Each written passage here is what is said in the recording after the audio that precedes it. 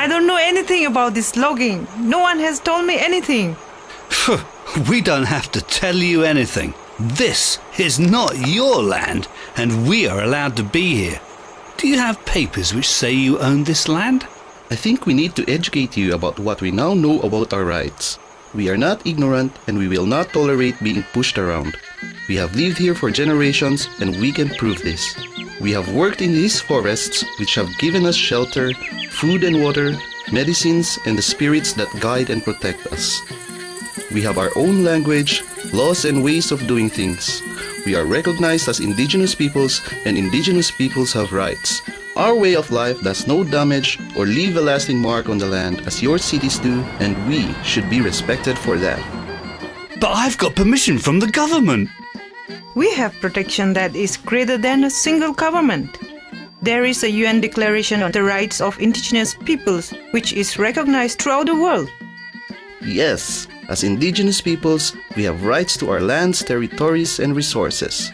This is our fundamental right, as our life, culture, and identity are dependent on our land. Leave and come back when you wish to do things properly and show respect for who we are.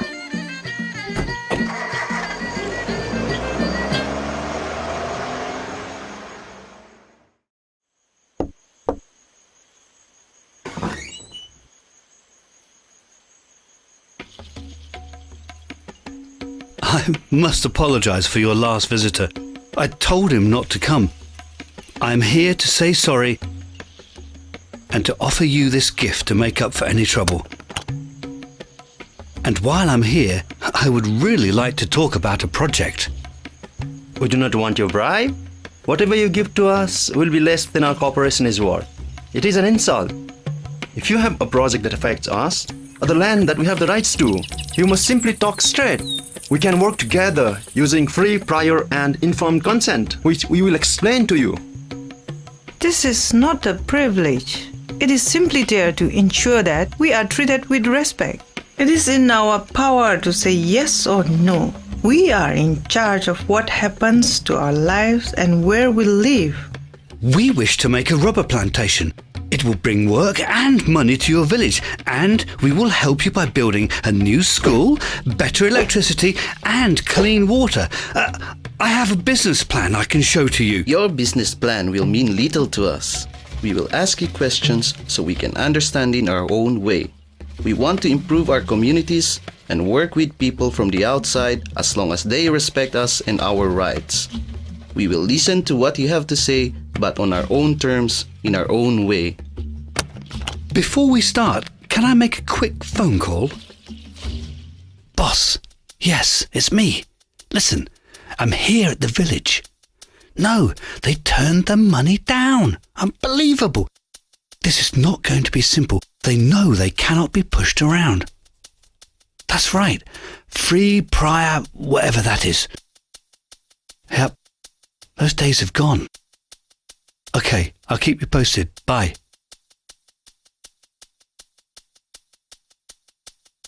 Okay, so where do we start? The first thing you need to understand is what free, prior, and informed consent means. It is part of the declaration we told you about and is how we work with people from outside our community on anything that affects our lives. It is simply a way to make sure we are not taken advantage of. We have our ways, and this helps us talk to those outside our world. Free means any dealing we have will be free from fear or attempts to corrupt us, free to make our own decisions in our own way. Prior is simple. We will always be told in advance about anything that may affect us. No one can just turn up and do something without an agreement. Informed. We must be told of everything that you wish to do, but in ways that we understand. We have trusted partners who will work with us if we need, so be sure not to mislead us. We want to know the good and the bad, the present and the future of any project. Consent.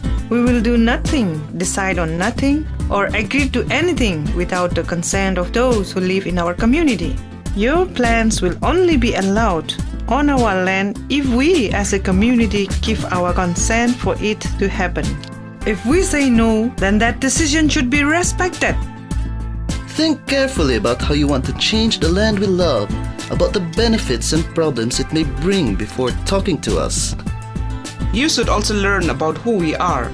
Someone wanted to build on land that is very sacred to our community. They did not bother to ask or find out about us. It did not take very long for us to say no to their project. Respect for people is a valuable and important thing. It is the basis of the way we live. We respect the forest, the world we live in, and each other. You stole it!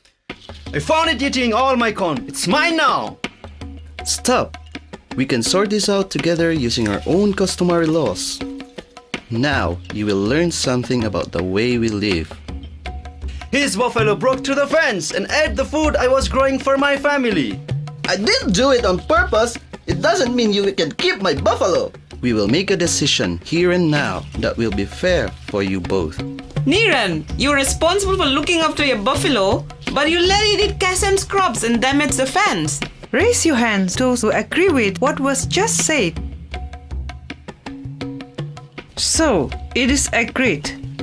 You will return the buffalo, and you will provide food for the family to replace what was eaten. You will also repair the damage to the fence. I think you should take them to the police to sort this out. No need, we have sorted out the problem. You can't just take the law into your own hands. The state decides. Before states were formed, we already governed ourselves. We already had laws and ways of living that look after the interests and welfare of our people. These are the customary laws we live by. These rights are confirmed within the Declaration, our rights to self-government for internal and local affairs.